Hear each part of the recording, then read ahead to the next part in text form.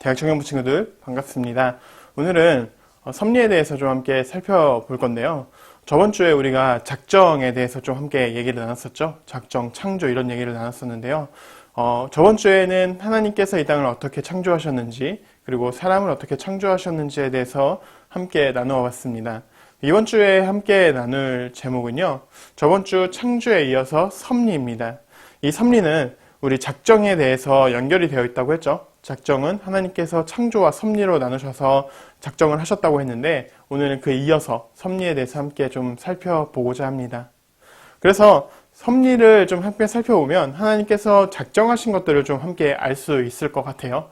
근데 우리가 이 섭리라고 하면 좀 궁금한 질문들이 좀 있을 겁니다. 아마 이런 질문일 것 같은데요. 하나님께서 계시다면 세상은 왜 늘 전쟁과 어두움으로 가득한가? 이런 질문이 있을 수 있고, 우리가 하는 일마다 잘 되지 않고 또 내가 신체적으로 좀 약하거나 그러면 우리가 이렇게 생각할 수 있습니다. 하나님께서 나에게 벌을 주시는 게 아닐까? 이런 고민들도 할 수 있고요. 또 어떤 고민을 할 수 있냐면 모든 것은 결국 어느 날 우연히 생기는 게 아닌가라는 고민들을 할 수 있습니다. 우리 이런 거 가지고 이제 섭리에 대해서 함께 좀 이제 이 질문들을 좀 가지고 풀어보기도 하고 이제 섭리에 대해서 함께 나눠볼 건데요. 우리 먼저 웨스트민스터 소유리 문답 함께 보고 오시죠.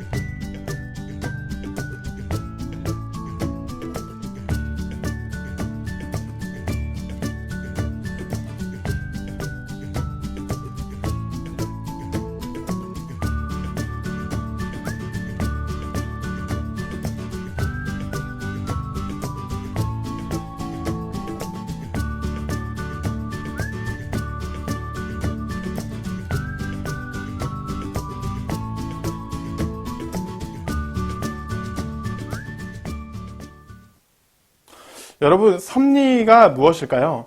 섭리란 보존하고 다스린다는 뜻을 가지고 있습니다. 다시 말해서 세상을 만드신 하나님이 세상을 보존하고 세상을 다스리신다는 겁니다. 세상이 저절로 돌아가는 게 아니라 하나님께서 모든 것들을 직접 간섭하고 직접 다스리신다는 것을 의미하는데요. 그래서 하나님은 섭리하실 때 그 모든 창조물과 또 모든 대상을 가지고 다 섭리를 하셨습니다. 하나님께서 섭리하는 대상은 모든 창조물과 모든 행동들이죠. 사람뿐만 아니라 자연, 동물 이런 것까지도 다 하나님께서 섭리하고 계십니다. 그런데 섭리는 우리가 기계처럼 움직이는 게 아니라 우리의 행동을 정하시지만 우리가 알 수 없는 섭리의 방식으로 다스린다는 것을 의미해요. 그러니까 우리가 이해하기에는 하나님께서 그러면 그냥 다 저절로 돌아가는 게 아니라 다 하나하나 개입하시면 결국 우리는 그냥 따라가면 되는 거 아니냐 라고 이렇게 생각할 수 있을지 모르겠지만 이거는 아니라는 거죠. 그러니까 이게 좀 어렵고 사실 우리가 이해가 잘 안 되는 부분이기도 해요. 그럼 이 섭리의 기준이 무엇일까요? 사람들은 세상에 어떤 원리가 있다고 생각하고 만물이 세상이 그대로 움직인다고 생각합니다.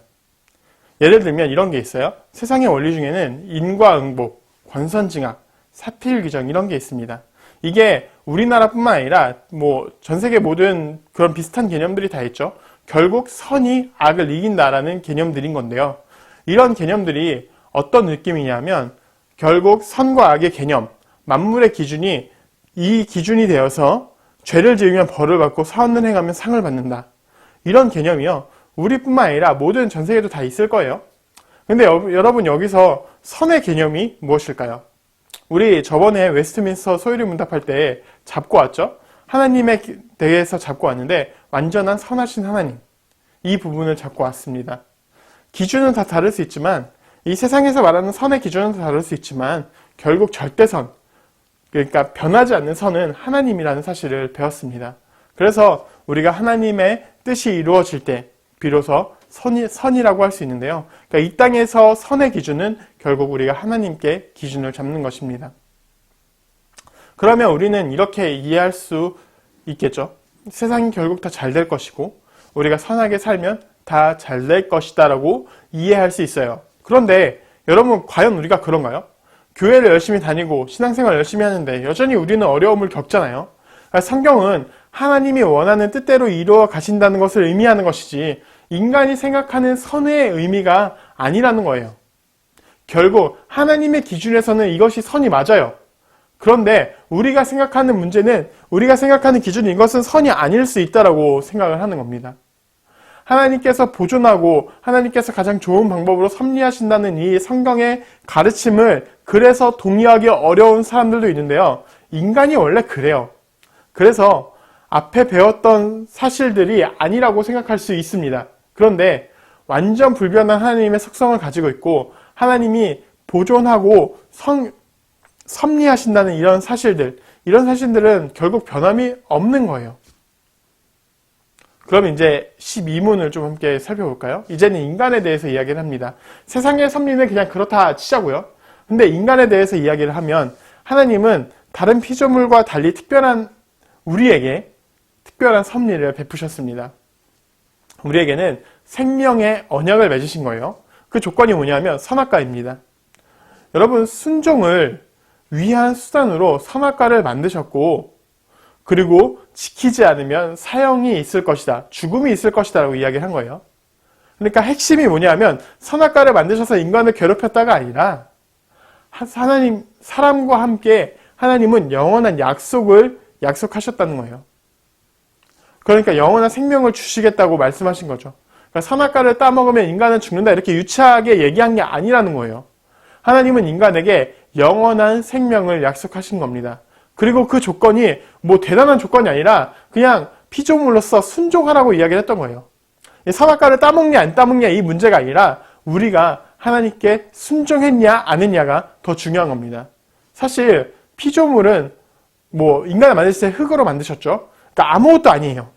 그래서 이 자체가 뭐 굉장히 뭐 하나님께서 다른 피조물과 사람을 다르게 생각하셨다는 거예요.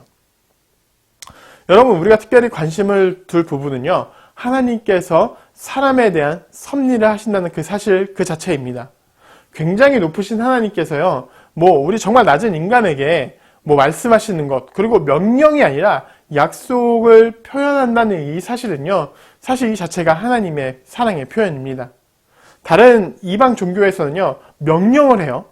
그리고 이방 종교에서는요, 굳이 인간들에게 약속을 하지 않습니다. 그런데 하나님께서는 특별히 사람에게만 이런 약속을 하시고 또 표현을 하신 거죠. 이게 다른 피조물들에게는 안 하시는 거예요. 호랑이에게 가서, 뭐 사자에게 가서 이런 얘기 안 하시잖아요. 하나님은 왜 인간에게 약속을 하셨을까요? 이건 순종해서 답을 찾을 수 있는데요. 하나님은 모든 피조물을 목적이 있어서 창조하셨고 특별히 인간을 특별한 존재로 창조하셨기 때문입니다. 그리고 창조하면서 특별히 인간과 특별한 언약을 맺으셨는데 이것을 완전한 순종으로 여기시는 거예요. 여러분, 순종하니까 벌써 답답할 수 있는데요. 여러분, 이 순종이 답답한 이유는 우리의 죄 때문이에요. 사실 우리는 완전한 순종으로 완전하게 창조되었습니다. 그러니까 우리가 순종을 한다는 것이 완전한 창조의 기본 원리예요. 우리가 물론 반항하고 독립적인 주관, 이런 것들이 인간에게 들어와서 이런 것들이 더 즐거워 보일 수 있거든요. 그러나 결국 이것이 완전한 복은 아닙니다. 하나님께서 이 순종을 통해서 원하시는 건 뭐냐면요, 사랑이에요. 사랑하기에 우리가 순종하는 겁니다. 다른 종교는요, 신이 무섭거나 아니면 신과 어떤 거래를 하기 위해서 순종을 해요. 우리가 이만큼 하면 신은 우리에게 이만큼 줄 것이다. 그러나 하나님은 우리와 사랑을 먼저 말씀하셨고 또 우리가 그 사랑에 감격해서 우리의 삶을 하나님께 드릴 수 있는 이런 것이 순종이에요. 그래서 어마어마한 것을 우리에게 주셨다는 거예요. 여러분, 생명의 언약을 맺으시는 방식으로요, 하나님은 순종의 표를 주셨는데 그것이 선악과라는 거죠. 그러니까 일종의 테스트라고 할 수 있는 거예요.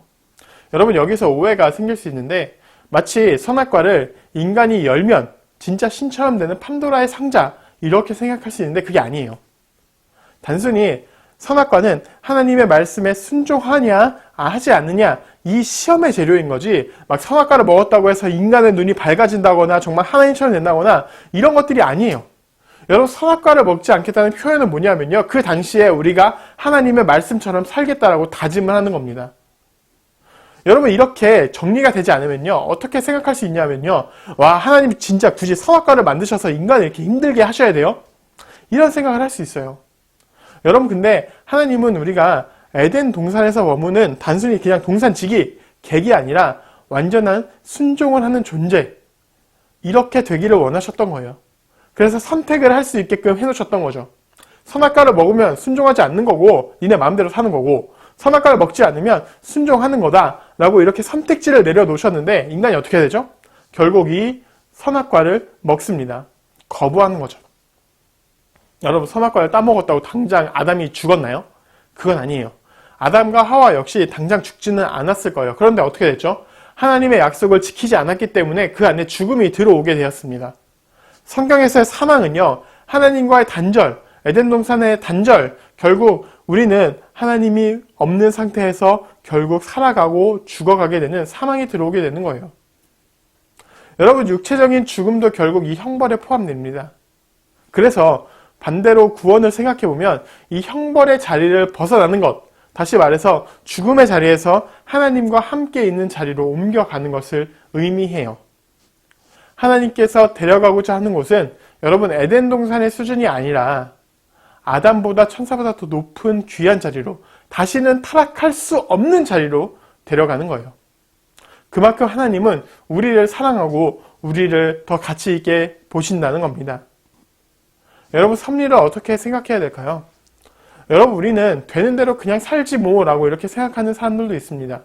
반대로 내가 계획을 해놓고 이 계획이 정말 완벽하게 다 들어맞아야 된다고 생각하며 사는 사람들도 있을 거예요.